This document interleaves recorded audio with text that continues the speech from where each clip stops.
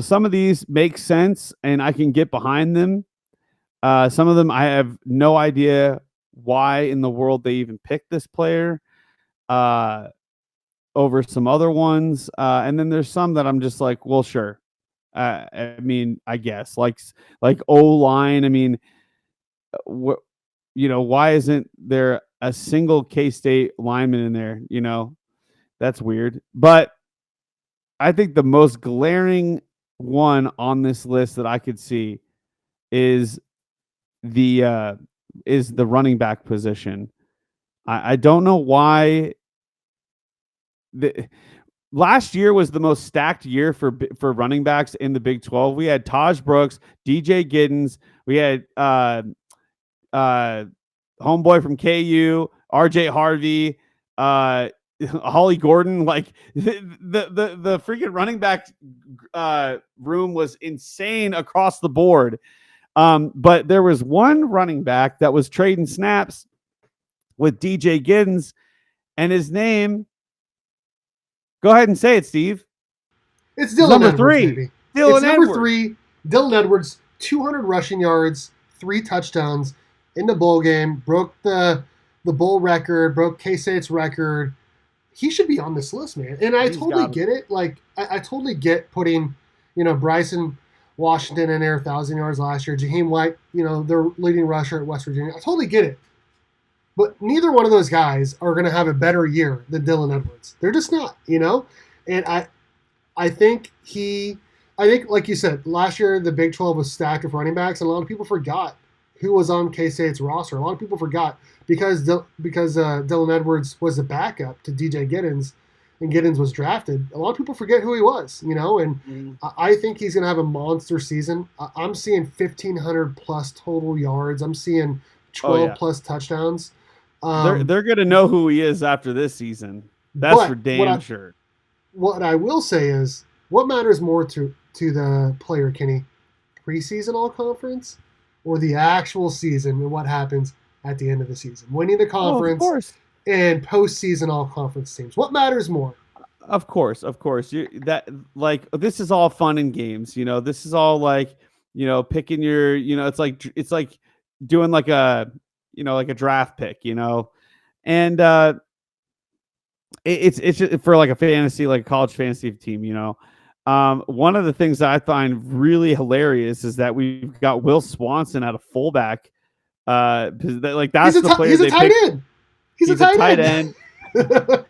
And I will say, like, I think there was, I don't know if the stats stayed, but like our tight ends are insane on K-State. We actually had more touchdowns to tight ends. I don't know if it stayed that way the whole season, but like at one point it was like it wasn't even close.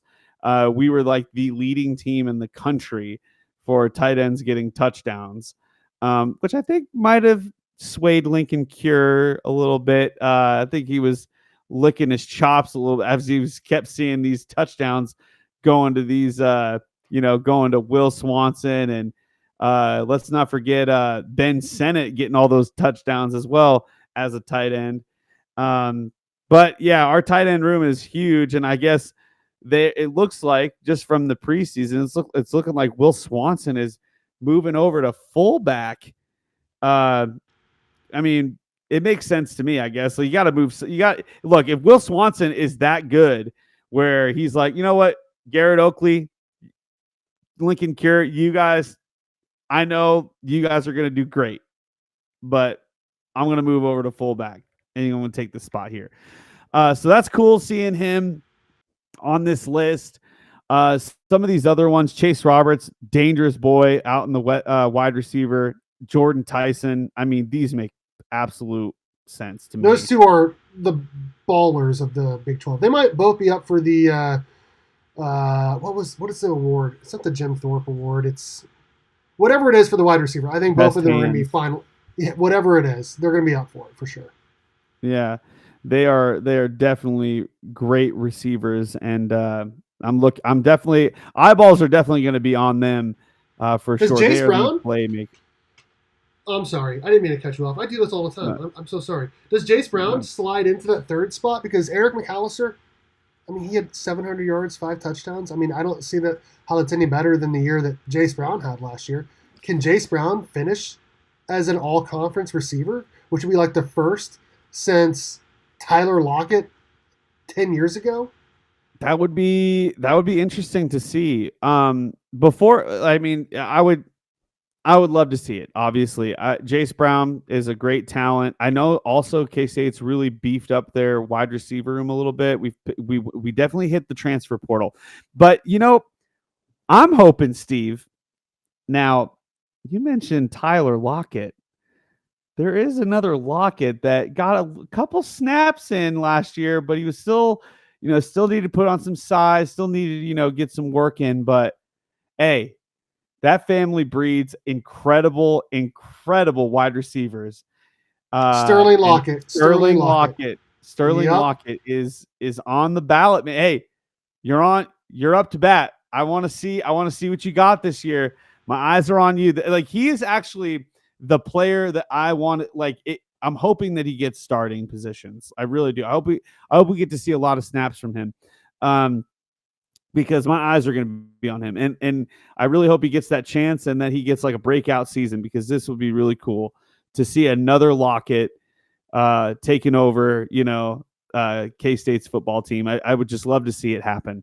Before we move over to the defense, though, Steve, do you Shout out notice to anything? You notice anything Curtis. kind of strange about the offensive preseason team? You know, I want to mention one thing, but I know what you're going to say. But I do want to shout out Curtis Heidel for saying two things. It's a Blitnikoff Award for wide receivers. And number two, the running backs for Baylor and West Virginia, neither one of them are running behind a first all-conference pick on the offensive line. So their O-line may not be as good as people think. Very interesting. That is alarming. But go ahead. But go ahead with what you're going to say. I know what you're going to say. You're calling out one specific program down south. Yeah, there's a program down south that threw the wallet at the transfer portal and yet did not land a single player that could make the all-conference preseason all-conference team on offense. Texas doesn't have no player on this all-conference team. That is very, very weird to me. Now that I don't know what that means. I don't know that maybe did they pick a lot of, support players? Like, I don't know what's going on here. Like, I mean, they don't have any superstars on their team. Because you gotta have at least one. And it looks like, I mean, Arizona's got two on this list. Three actually. So it's kind of scary. BYU's got a couple. Baylor's got a couple. Like, K-State even has someone. K-State even has someone in the wrong position. Exactly. So it's weird to see that Texas Tech, despite having all this money thrown in the transfer portal, did not land a player. And I don't know. I mean, again, it's kind of like you said. It doesn't matter. They're just preseason. It'd be better to be not in the preseason and then actually show up in the postseason and be like, hey, we're here. So just something to look at, something that I noticed. It was kind of interesting. But moving over to the defense, I think we just need to highlight one player and one player only here, and that's Austin Romaine, K-State Junior. I mean, this also, dude, another year of Austin Romaine would be amazing with Avery. I mean, that's just this is why Avery needs to be one more year. 2025 and 2026 would be incredible. But let's not get ahead of ourselves. Austin Romaine, easily the best linebacker, middle linebacker in the country. I mean, I think what was it? That's not what the preseason picks, man. They think that the linebacker from Texas Tech, Jacob Rodriguez. Oh, I thought that was just outside linebacker, like outside middle. I thought he was an inside linebacker, but maybe not. He's the defensive player of the year, but I think that Austin Romaine is the best defender in the entire Big 12 by far. Yeah, he made huge strides as a sophomore. Like, if you watch him as a freshman, and watch him last year, it was like a completely different person. You watch a wide-eyed freshman, and sophomore year he's looking like freaking Terry Pierce out there, freaking Mark Semino. You know what I mean? Like big K-State greats. I think he's going to be the next K-State great linebacker, and he already is. I mean, he's freaking phenomenal. I think he's, like I said, the best linebacker in the entire Big 12. Yeah, I mean, and dude, just look at the stat. Like, look at the highlight reels. I mean, it's just. I mean, didn't you say like his, like, was it PPR or whatever? Like, was number one or something like that? His PFF graded him as the number PFF, one. PPR, Pro Football Focus has him as the number one defender in the entire Big 12. Romaine is gone after this year. LOL, says Jor. You know, I wouldn't be surprised. I would not be surprised because, like I said, I think he's the best linebacker in the Big 12. Why would you not go chase that money in the NFL?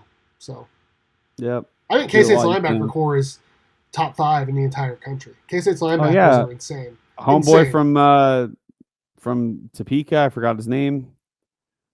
Des Purnell. Des Purnell. Gosh dang Come it, dude. Come on, baby. I dropped the ball there. Kenny has been out of touch for too long. It's football season's almost here. We need to get back in it. I gotta get locked in. I gotta get locked in again, Steve. I gotta get locked in, bro. Gotta get locked in. Does Iowa State's two defensive backs there, Jeremiah Cooper and John Tez Williams, do they keep them in the title hunt this year? Because I feel like their defense as a whole has to. And Dominic Orange as well in the D-line. Because they lost all the receivers. Yeah, they lost their superstars for sure. I think it's very simple. When you've got like studs like that, you know, defensive backs like that, just run the ball, you know. Do some interesting play. Just try to avoid that, I guess, you know. But again, time will tell. This is just a really fun, cool, you know, draft or whatever you want to call it, like fantasy kind of idea of like picking players out. And I mean, definitely, I mean, to everybody that's watching, you know, if you've got your team that, you know, if you're a Texas Tech fan or Iowa State fan or Cincinnati or whatever, if you're like seeing a lot of these players on here, these are the players to definitely watch for sure. I mean, it obviously look at your players, you know, your quarterback, your running backs or whatever, but the ones that are picked before the season even starts, I mean, there must have been some like hype around that. So it's exciting to see for sure. All that could change, you know, with one injury, and then they're out, and another next man up mentality, but it's just exciting to see. K-State's got a couple really good players on here, and we already knew about Austin Romaine, Will Swanson being picked for fullback is kind of funny, but hey, we know about Will Swanson. We know he's good, so we're not worried at all. So it'll be funny interesting to see how he does. It's interesting that he's picked on there, and I would have him as a third tight end at K-State. I mean, I would have him behind Garrett Oakley and Lincoln Cure, and yet he's the one who's selected on the first team all preseason, all conference team. That's just wild.